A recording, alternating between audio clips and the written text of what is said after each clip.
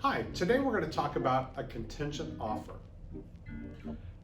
Very common, we've had it forever. Many times, if a buyer has a home, they need to sell that home and use that bucket of money to buy their new home, right?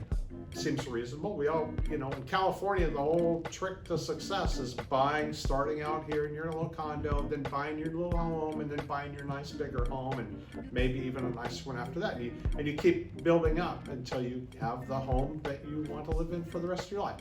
But a contingent offer, all of those generally are contingent offers, because I have this condo that I started out, I saved all my nickels to buy, and now I want to buy a house. And so for me to do that, I've got to sell that condominium and use that money to buy the house.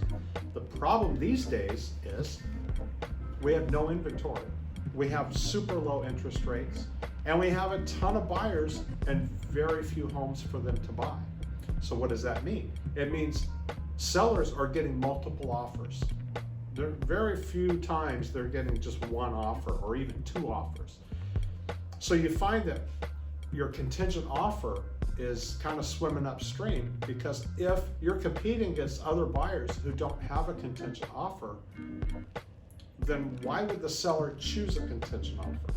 What is the risk for the seller? Well, here's the deal. The seller is now counting on another escrow to close. It's counting on another buyer, another realtor, and another lender to come through, and they don't know any of them. So it's just an additional level of uncertainty or risk that the seller would probably rather not have to deal with. And if they have two offers, all things being the same, one's contingent and one's not, they're going to take the one that's not. So it's a very competitive market right now. And as a seller, I can market my house and say, hey, all you buyers, I'm contingent. I'm going to find myself an upleg property, a nicer property, my next property. And I want you to wait and give me the opportunity to do that. Well, with all the buyers out there, there's a bunch of them that'll say, sure, I'll do anything. Just get me into that house, and you can take 2 weeks, you can take a month. I don't really care. I just am going to be so relieved and so happy to have a house that we're going to finally be able to buy, that I'm fine with letting you work through that. The problem is that seller is trying to make offers on houses while they're contingent. And like I said, that part could be tricky. So kind of what I recommend is, if you are a seller, if you can get that offer and try for that contingency and give it, try to work with your buyer and say, look, give me 2 weeks, 17 days is the default on the form, or give me a month.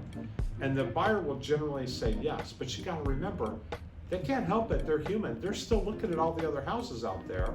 And at some point they might find something.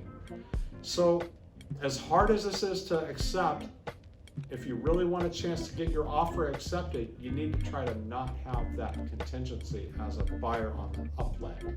So I'm recommending that we try it and hope we can do it. But if we can't, then maybe we sell that house and then we find a place for you to live for a minute while you find a new place, now that you don't have to be contingent. You've removed that uncertainty. You have this big bucket of money, and you can make a down payment, and you make a much cleaner offer. So I hope that helped explain what a contingent offer looks like.